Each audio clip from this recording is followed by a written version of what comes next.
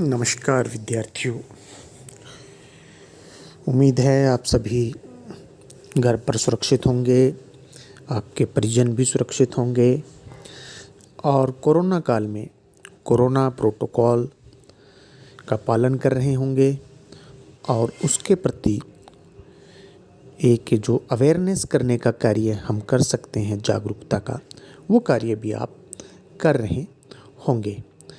Mask लगाना, social distance, gathering नहीं करना, बिना कार्य के घर से बाहर नहीं जाना, वैक्सीन लगवाने का जल्द से जल्द प्रयास करना और सबसे बड़ी बात जागरूकता, ये सब कार्य आप कर रहे होंगे। आज ये एक जिम्मेदार नागरिक का दायित्व है।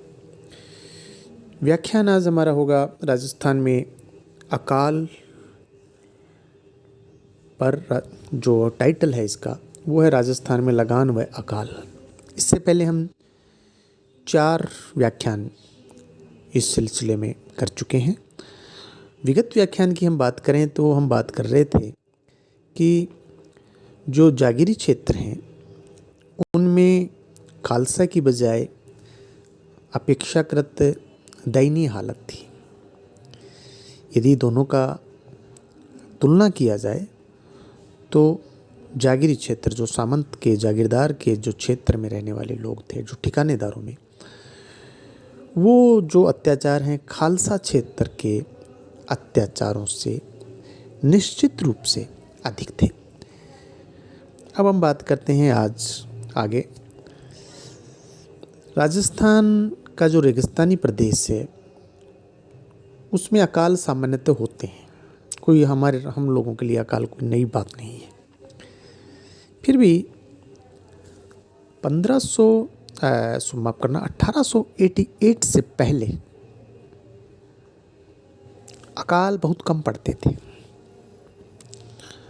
अंग्रेज अधिकारियों को 1868 के भीषण काल के समय यह मालूम हुआ कि इस क्षेत्र में अकाल 40-50 वर्षों में एक बार पड़ता था।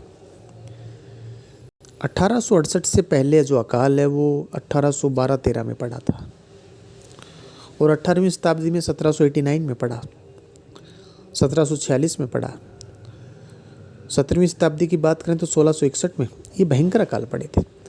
यानी 50 वर्षों के अंतराल से एक भीषण अकाल का अर्थ परंपरागत कृषि और लगान व्यवस्था का उचित होना था। मतलब इसको हम कह सकते हैं गुड मैनेजमेंट स्टेट की तरफ से, जिसमें किसान को कोई परेशानी नहीं थी, जो हमारे यहाँ परंपरागत चल रही थी।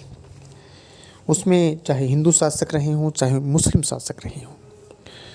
19वीं सदी का पहला अकाल, जिसका कुछ विस्तृत विवरण उपलब्ध है, वो 1868 में पड़ा। यह अकाल भीषण था क्योंकि मध्य भारत और उत्तरी पश्चिमी प्रांतों में वहाँ वर्षा कम होने से अभाव की स्थिति पैदा हो गई थी। गुजरात में अधिक बाढ़ और फलस्वरूप खाद्यान्न की कमी की स्थिति थी। चारे का काफ़ी अभाव था, जिसके कारण बंजारों के काफिले भी कम आ पाए, क्योंकि वो कुछ चारा ट्रांसपोर्ट का काम करते थे, ट्रेडिंग करते थे। 1869 में, ये बात हमने अभी की थी 1868 की, 1869 में टिड्डियों का आक्रमण हुआ, टिड्डी दल का आक्रमण। खरीफ की फसल लगातार दूसरे वर्ष भी नष्ट हो गई। अकाल राहत कार्यों में कार्य जो थे उसमें व्यापारी वर्ग बहुत एक्टिव थे। उस समय की हम यदि बात करते हैं, कुछ राज्यों की सरकारों ने भी इस दिशा में प्रयास किया, कार्य किया। जो पॉलिटिकल एजेंट है उसने भारत सरकार की अनुमति से अजमेर के लिए 8000 मन जो होता है विद्यार्थियों, 1 क्विंटल में जो 2.5 मन होता है, 8000 मन खाद्यान्नों का आयात किया। लेकिन जब तक यह अनाज आया तब तक बंजारों ने स्थानीय बाज़ारों में खाद्यान्न उपलब्ध करवा दिया और पर्याप्त करवा दिया। इसी अकाल की स्थिति का लाभ उठाकर अंग्रेज़ों ने सीमा शुल्क, चुंगी शुल्क और जो अन्य टैक्स थे उनसे खाद्यान्न के व्यापार को मुक्त करवा लिया। करवा मतलब स्टेट से कह के स्टेट वाले प्रेशर में काम करते थे। जयपुर ने समस्त खाद्यान्नों पर पारगमन और सीमा शुल्क माफ़ कर दिया है। उदयपुर ने इन करों को बहुत सीमा तक कम कर दिया है।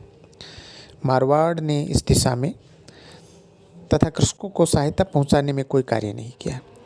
बहुत दबाव पड़ने पर मार्च 1869 में मारवाड़ में कुछ सड़कें बनवाई गई और वो व्यय उन्होंने सहन करना स्वीकार किया, जिससे वार्षिक किस्तों में अंग्रेज़ों को चुकाया जाने की बात तय हुई।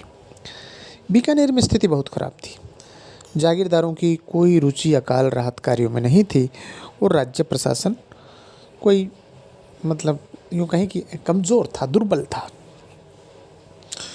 अजमेर का जो पॉलिटिकल एजेंट है ने राजस्थान के समस्त राज्यों के प्रतिनिधियों की एक सभा दिसंबर 1868 में अजमेर में बुलवाई, जिसमें अनाज के व्यापार पर लगे प्रतिबंधों और करों को कम करने का प्रस्ताव रखा। उदयपुर और जयपुर पहले से ही ऐसा कर चुके थे। सम्मेलन में यह तय हुआ कि प्रत्येक राज्य उन कृत्रिम बंधनों को समाप्त करेगा जो एक राज्य से दूसरे राज्य में अनाज और खाद्यान्न की बिक्री पर लगे हुए थे। राजस्थान की समस्त सीमा में एक स्थान पर अधिकतम 15 पैसे प्रति मन की दर से कर लगाया जा सकता था।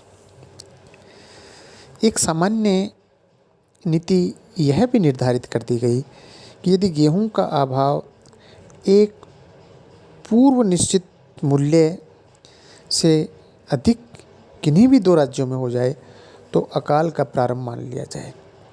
इसके पश्चात करों को नहीं लगाया जाएगा। अकाल में जन तथा पशुओं की हानि के आंकड़े भविष्य में एकत्रित किए जाएंगे। मोटे अनुमान से आधे से अधिक पशु और 1/4 जनसंख्या 1868 के अकाल में समाप्त हो गई थी। अंग्रेजी सरकार की अकाल नीति का विकास 1868 के बाद से प्रारंभ होता है। विभिन्न राज्यों से यह आशा तो नहीं की जा सकती थी कि वे राजस्थान में अकाल की स्थिति से निपटने के लिए किसी विस्तृत नीति का विकास करें।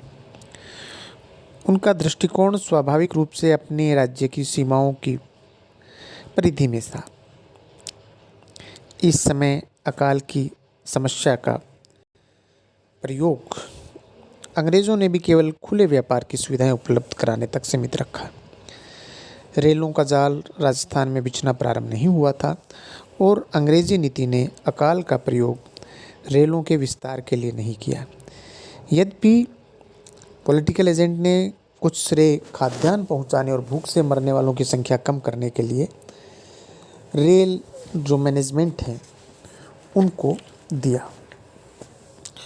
1868 के अकाल पर सरकारी रिपोर्ट पर एक अन्य दृष्टिकोण से महत्वपूर्ण है। इस रिपोर्ट में पहली बार इस क्षेत्र की अकाल की समस्या से निपटने की प्राकृतिक क्षमता का अवलोकन किया गया। इस क्षेत्र की अर्थव्यवस्था में मवेशियों की महत्वपूर्ण भूमिका बताई गई। एक साधारण परिवार में सैकड़ों और कुछ परिवारों में हजारों ऊंट, गायें, भैंस, बैल, भेड़, बकरी आदि का स्वामित्व इस क्षेत्र के लोगों की वास्तविक संपत्ति थी और वह ही साधारण व्यक्ति की खुशहाली और संपन्नता का श्रेय था। 1868 के अकाल के पूर्व दूध देने वाले पशुओं और बैलों की अनुमानित संख्या 30 लाख के लगभग थी और भेड़, बकरी तथा ऊँटों का तो अनुमान उस समय नहीं लगाया गया। इस क्षेत्र के मेलों जैसे पुष्कर का मेला है, तिलवाड़ा है, बानेश्वर है में पशुओं का क्रय विक्रय होता था और ग्रामीण जनता अपनी आवश्यकता की वस्तुएं भी इन्हीं मेलों से खरीद लेती थी। बीकानेर और मारवाड़ की भेड़ें अंग्रेजी छावनियों तथा बम्बई तक भेजी जाती थी। यह जो अपनी भूमि है, मरुभूमि, अनुपजाऊ होते हुए भी बड़ी संख्या में पशुधन प्रतिपालन करने में समर्थ थी। इस क्षेत्र की नमक उत्पादन करने वाली झीलों का खाद्यान्न उपलब्ध करवाने में भी महत्वपूर्ण भूमिका स्पष्ट होती है। हमारे इस क्षेत्र की, राजपूताना की, नमक का यहाँ से निर्यात दो पक्षीय व्यापार था। बंजारे चीनी, खाद्यान्न, कपड़ा आदि वस्तुओं को लेकर आते और यहाँ से नमक लेके जाते थे। अकाल के समय वे आवश्यक वस्तुओं का आयात करते थे। इस अकाल की रिपोर्ट में इस क्षेत्र में भूमि बंदोबस्त करने के औचित्य पर भी एक प्रश्न चिन्ह लगाया गया, क्योंकि यहाँ वर्षा बहुत अनिश्चित थी। इस क्षेत्र में किसानों का ऋणी होना अंग्रेजी भूमि बंदोबस्त की ही देन रही। विद्यार्थियों, आप इस बात को पुनः ध्यान से सुने। किसानों का ऋणी होना अंग्रेजी भूमि बंदोबस्त, जो इंग्लिश लैंड सेटलमेंट, जो उन्होंने यहाँ पर रेवेन्यू स्ट्रक्चर बनाया, कर की संरचना की, कर व्यवस्था, जो उनका टैक्स सिस्टम, उसके कारण हुआ। अकाल की समस्या को स्थायी रूप से हल करने के लिए स्थानीय तालाब आदि के निर्माण की अपेक्षा ऐसे क्षेत्रों की तलाश करना अधिक उपयोगी ठहराया गया जहां पानी के प्राकृतिक बहाव के अनुसार वर्षा का पानी एकत्रित किया जा सके, जिससे पानी की उपलब्धि आने वाले 2 या 3 वर्षों तक बनी रहे। इन बांधों को सिंचाई के लिए प्रयोग करने की अपेक्षा भरे रहने देना चाहिए, जिससे एक बड़े क्षेत्र में भूमि जल का स्तर न गिर पाए और कुओं आदि का पानी उपलब्ध रहे। अकाल राहत कार्यों के लिए ऊँटों के काफिलों का अधिक प्रयोग करने की सलाह दी और सरकार की अपेक्षा निजी व्यापारियों को यह कार्य करना चाहिए। अंततः उस रिपोर्ट में स्वीकार किया गया कि एक क्षेत्र को विपत्ति से बचाने के लिए सबसे अच्छा उपाय यह था कि उस क्षेत्र में अपना अनाज उत्पादन करने की क्षमता हो। 1868 की अकाल रिपोर्ट का दोनों प्रकार से, अक्षरों से और भावनाओं में खुला उल्लंघन किया गया। इस रिपोर्ट का सबसे घातक उल्लंघन भूमि बंदोबस्त की स्थापना से हुआ। इन बंदोबस्तों ने एक ओर तो चरागाह और कृषि योग्य भूमि को लगान के अधीन कर दिया और दूसरी ओर पशुओं तथा चारे की फसल अथवा खेती पर लगान लगा दिया। भूमि बंदोबस्त की विभिन्न रिपोर्टों, स्मिथ की हो, चाहे विनगेट है, लोच है, फैगन है आदि ने प्रचलित परंपरागत पद्धति को बदलने का पूरा प्रयत्न किया। चाहे वो स्मिथ रिपोर्ट थी, चाहे वो विनगेट रिपोर्ट है, चाहे लॉच रिपोर्ट रही हो और चाहे फैगन रिपोर्ट रही हो, सबका एक ही प्रयास परंपरागत पद्धति को बदलना और उस परिवर्तन को अपने विशिष्ट तर्क से उचित ठहराया गया। इन रिपोर्ट्स में इन भूमि बंदोबस्त ने विभिन्न राज्यों की कृषि व्यवस्था पर दूरगामी परिणाम डाला, जिसकी जिक्र हमने पिछले व्याख्यानों में विद्यार्थियों किया भी है। यहाँ केवल भूमि बंदोबस्त और अकाल के बारे में अपन चर्चा करेंगे। मेवाड़ में स्मिथ ने अपनी सेटलमेंट रिपोर्ट में हजारों एकड़ कृषि योग्य भूमि जिस पर खेती नहीं होती थी लेकिन हो सकती थी, वो उसने ढूंढने का कार्य किया। सेटलमेंट के पश्चात किसानों को जो चारे की खेती पर भी लगान देना पड़ा। पहले नहीं देना पड़ता था, लेकिन नई व्यवस्था, पशुओं के लिए जो चारा निःशुल्क होता था उस पर टैक्स आ गया, जबकि पहले मेवाड़ में चारे की फसल पर लगान नहीं लिया जाता था। पश्चिमी राजस्थान में बीकानेर और जोधपुर में चरागाहों और चारे की फसलों पर कर लिया जाता था, लेकिन उनकी विशिष्ट भौगोलिक और पारिस्थितिक कारणों से था। वो वर्ष में एक ही फसल पर निर्भर रहने के कारण ऐसा करना उनके लिए आवश्यक सा था। फैगन ने बीकानेर में इस बात पर अधिक बल दिया कि मवेशी पालने से जो लाभ होता है, राज्य को उस लाभ में से कुछ हिस्सा अवश्य मिलना चाहिए, टैक्स मिलना चाहिए।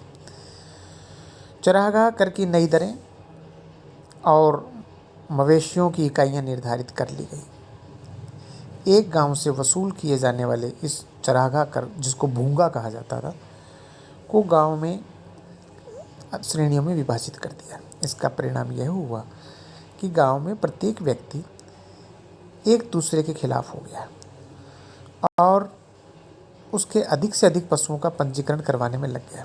आपस में लोग एक दूसरे के रिपोर्ट देने लग गए अंग्रेज़ों को जाकर के कि उसके 5 भैंस है, उसके 10 बकरी है। ये सारी चीज़ें, गांव का माहौल, सामाजिक समरसता बिगड़ गई।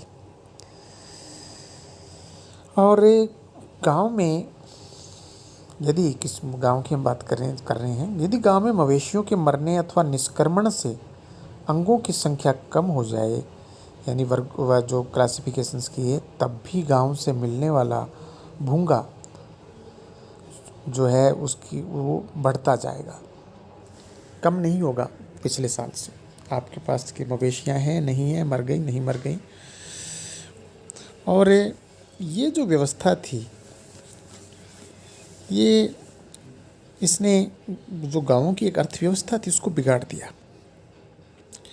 मवेशियों के पालने से लाभ की मात्रा घटती गई और रेगिस्तान क्षेत्र के किसानों की संपन्नता जो किसानों की थी, हमने बात की कि भाई अकाल भी यदि पड़ते थे तो कोई 40-50 साल में जाकर के अकाल पड़ता था, लेकिन अब जो है स्थितियाँ बदल गई थी। विद्यार्थियों, आज इतना ही करेंगे, शेष अगले व्याख्यान।